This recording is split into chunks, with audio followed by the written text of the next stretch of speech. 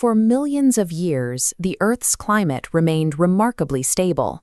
This long period of environmental consistency favored a global hierarchy, where massive, dominant dinosaurs occupied every major ecological role. Early mammals existed alongside them, but they were restricted to the margins. To avoid being crushed or eaten, they lived in the shadows as tiny, rodent-like insectivores and scavengers. In a world that doesn't change, evolution rewards specialization.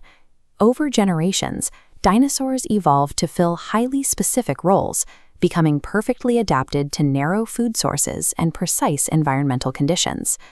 Mammals couldn't afford to specialize. Because the dinosaurs dominated the primary niches, mammals had to remain flexible generalists, surviving on whatever food sources the larger reptiles ignored. Immense size and deep specialization are often seen as the peak of evolutionary success, but in reality, these traits create a vulnerability. They are only advantageous as long as the environment stays exactly the same.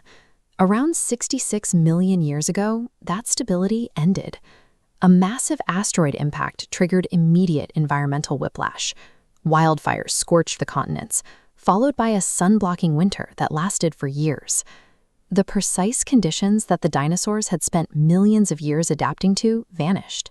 The specialized food chains they relied on were severed in a matter of months. Mass extinctions are rarely random. They act as selective biological filters, testing how specific physical and behavioral traits hold up against sudden, radical change. By studying why mammals passed through this filter while dinosaurs did not, we can better understand the selectiveness of extinction. These historical patterns help us evaluate how modern, human-driven environmental changes might impact different species today. This chart illustrates a trophic network, the system of energy transfer in an ecosystem. When the dust and ash blocked the sun, photosynthesis stopped. The vegetation died off, causing the food chain to collapse from the bottom up. The massive herbivores were the first to starve. Their large bodies required more calories than the dying landscape could provide. This immediately doomed the specialized carnivores that hunted them, as their only source of energy disappeared. Beyond the food shortage, size became a physical liability. Large dinosaurs had no way to shelter from acid rain, toxic air, or the extreme temperature swings that followed the impact. The very traits that made dinosaurs the dominant force on Earth, namely their massive size, their high caloric needs, and narrow ecological roles, became the primary causes of their extinction once the environment shifted. However, mammals possessed a completely different set of traits. Their small size meant they needed very little food to survive. It also allowed them to seek shelter by burrowing underground, shielding them from the fires and the freezing temperatures above. Their diets were equally flexible. While the giant dinosaurs were waiting for specific plants or prey that no longer existed, mammals pivoted to eating insects, seeds, or whatever decaying organic matter they could scavenge. Data suggests the dinosaurs were already vulnerable. For roughly 24 million years leading up to the impact, dinosaur extinction rates were already outpacing the rate at which they were forming new species.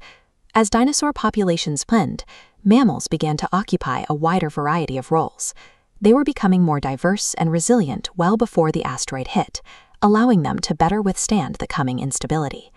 Even with these advantages, the KPG event nearly wiped them out too.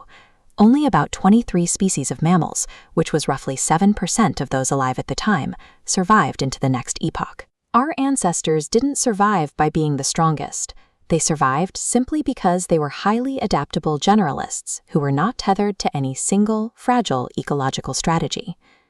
In the early Paleocene, the dust finally settled on a world where the giants were gone. This left vast ecological roles entirely vacant across every continent. This map shows how the splitting of tectonic plates further accelerated mammalian growth. The shifting continents created geographic isolation, forcing separated populations to adapt to new environments and evolve into entirely new species. As forests returned, mammals moved out of the shadows. They evolved to fill the roles once held by dinosaurs, rapidly increasing in body size and brain capacity as they took over the newly available niches. Within a few million years, the ecological hierarchy of the planet had shifted. The marginalized scavengers of the Mesozoic had diversified to become the new dominant force on Earth.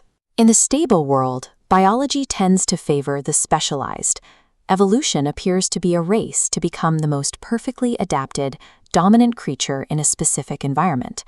But history shows that this dominance is conditional. When the environment changes, deep specialization often leads to extinction, while the flexible and the adaptable are the ones who endure. In an era of rapid, human-driven environmental change, the fate of the dinosaurs serves as a reminder. Survival is not a matter of strength or dominance, but of how well a species can adapt when the old rules no longer apply.